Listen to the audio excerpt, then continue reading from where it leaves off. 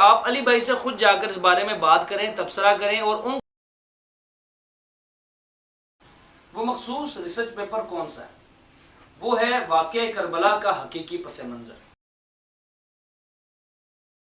کے اندر نہ تو ضعیف حدیثیں ہوں گی، اس ریسرچ پیپر کے اندر نہ تو تاریخی روایات ہوں گی، بلکہ ساری کی ساری صحیح احادیث ہوں گی۔ اس کے علاوہ اگلی حدیث میں جو علی بھائی نے ریسرچ پیپر میں صفحہ نمبر 20 میں حدیث نمبر 41 کے تحت درج کی، وہ المستدرک للحاکم 6121 سے لی گئی تھی۔ اب اس کی سند بھی اسکرین پر چل رہی ہوگی۔ اس کی سند میں حسن بن علی بن زیاد السری ایک مجہول راوی ہے، یعنی ایسی روایات جن کے اندر راوی تدلیس کر رہے ہیں، ایسے راوی جو تدلیس تسویہ کر رہے ہیں، مجہول ہیں، ضعیف ہیں، ان کی روایات کو علی بھائی نے اپنے ریسرچ پیپر 5B کو کور کیا۔ ریسرچ پیپر صفحہ نمبر 21 میں حدیث نمبر 42 میں علی بھائی نے حدیث نقل کی، جو کہ ابو داؤد 4648 ہے۔ اس کی سند سکرین پر چل رہی ہوگی۔ اس کے اندر بھی ہلال بن جصاف عبداللہ بن ظالم سے ان سے روایت کر رہے ہیں، اور ان کی بھی سما کی تصریح ثابت نہیں ہے۔ اس کے انقطاع کا سبب یہی ہے کہ سما کی تصریح موجود نہیں ہے۔ اس کے اوپر بہت سے محدثین کی ویسے بھی جرح رہی۔ اچھا، اب یہ روایت ابو داؤد کے علاوہ سنن نسائی الکبریٰ کے اندر بھی موجود ہے۔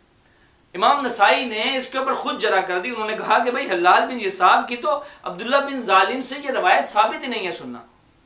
اس کے علاوہ امام عقیلی نے امام بخاری سے حدیث کا ضعیف ہونا نقل کیا۔ حافظ ابن حجر اسقلانی نے امام عقیلی کے قول کی طرح کہا کہ یہ حدیث صحیح نہیں ہے۔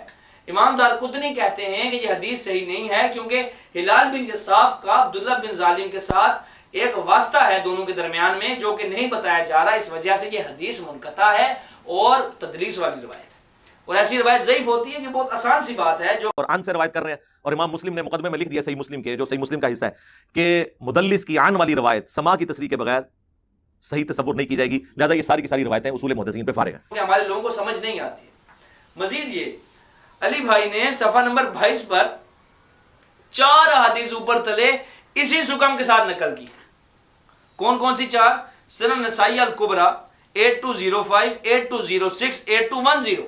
یہ تینوں حدیثوں میں یہی سکم ہے کہ ہلال بن جصاف کا عبداللہ بن ظالم کے ساتھ سما ثابت نہیں ہے۔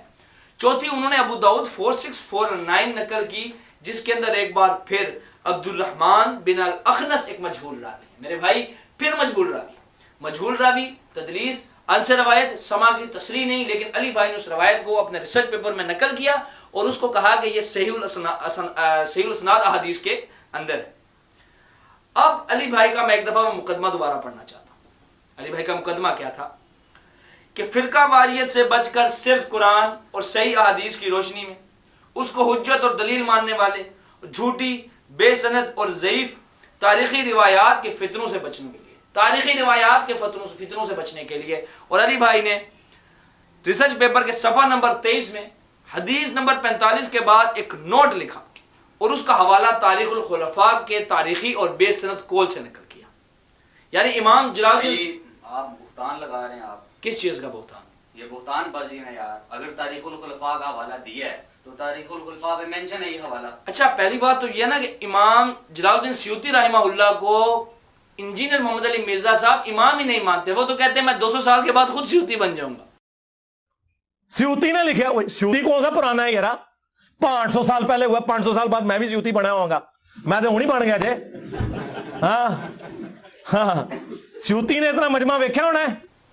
جب وہ ان کی کریڈیبلٹی کو ایکسیپٹ نہیں کرتے ہیں تو ان کی کتاب میں سے حوالہ کیسے نقل کر سکتے ہیں؟ ان کا قول تھوڑی نقل کیا انہوں نے، ان کا قول نقل کیا ہے، بے سند قول ہے۔ امام جلال الدین سیوطی لکھتے ہیں، خود علی بھائی نے اپنے ریسرچ پیپر پہ لکھا ہے، لیکن حوالہ اس کا موجود ہے نا اس کتاب میں؟ نہیں ہے نا۔ انہوں نے صرف تاریخ الخلفاء لکھا ہے کہ آگے امام جلال الدین سیوطی کہتے ہیں، جو چیز امام جلال الدین سیوطی کہتے ہیں، اور ان کی کریڈیبلٹی یہ ہے کہ 200 سال کے بعد آپ خود جلال الدین سیوطی بن جائیں گے۔ مجھے بتائیں آپ ان کی بات کو حجت و دلیل کیسے مان سکتے ہیں؟ سیوطی تو کل کا ہے، علی بھائی یہی کہتے ہیں نا، سیوطی تو کل کا ہے، تو جو ہے ہی کل کا، مجھے بتائیں اس کا حوالہ کیسے نقل کیا جا سکتا ہے؟ اور پھر دوسری بات، یہ تو تاریخی روایت ہے۔ علی بھائی نے تو اپنے ریسرچ پیپر کے اوپر بڑا صاف صاف کر کے لکھا ہوا ہے، یہ دیکھو نا، تاریخی روایات کے فتنوں سے بچنے والوں کے لیے، یہ تو بڑا صاف لکھا ہے علی بھائی نے۔ پھر یہاں پہ تاریخی روایات کیوں نقل کی؟ صرف اس وجہ سے نقل کی کہ اپنے مقدمے کو مضبوط کرنے کے لیے۔ امام مسلم رحمہ اللہ فرماتے ہیں کہ وہ لوگ جو احادیث کے انبار لگا لیتے ہیں یہ جانتے ہوئے کہ احادیث ضعیف ہیں، یا صحیح ہیں پھر بھی ان کو اکٹھا کر کے ان کی تضعیف نہیں بتاتے لوگوں کو، ان کو یہ کہہ کے دے دیتے ہیں کہ حدیثیں صحیح ہیں، ایسے لوگوں کو جاہل کہنا بہتر ہوگا اس بات سے کہ انہیں عالم کہا جائے. اور یہ بات میں نہیں کہتا، علی بھائی نے خود بہت جگہوں پر اس بات کو نقل کیا.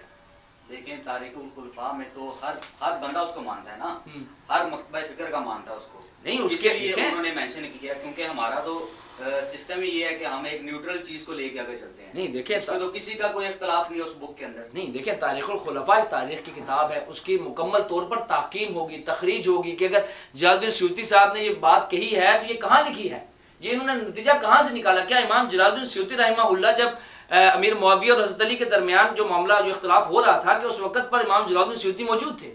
نہیں تھے نا. تو انہوں نے کہیں نہ کہیں سے یہ بات اٹھائی ہوگی، تو کہاں سے اٹھائی ہے؟ اس کا حوالہ کون دے گا کہ امام جلال الدین سیوطی رحمہ اللہ کو آپ حجت مان لیں گے ایک دم سے، جب تک آپ کل تک آپ کہہ رہے تھے کہ میں تو خود 200 سال کے بعد سیوطی بن جاؤں گا.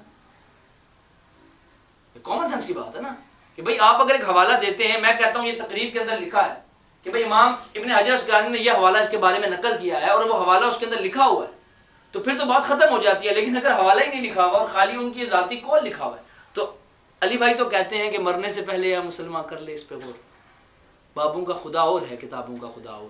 تو اگر ہم نے بابوں کی ہی باتیں لے کر چلنی تھی تو پھر ہم علی بھائی کے پیچھے کیوں آئے؟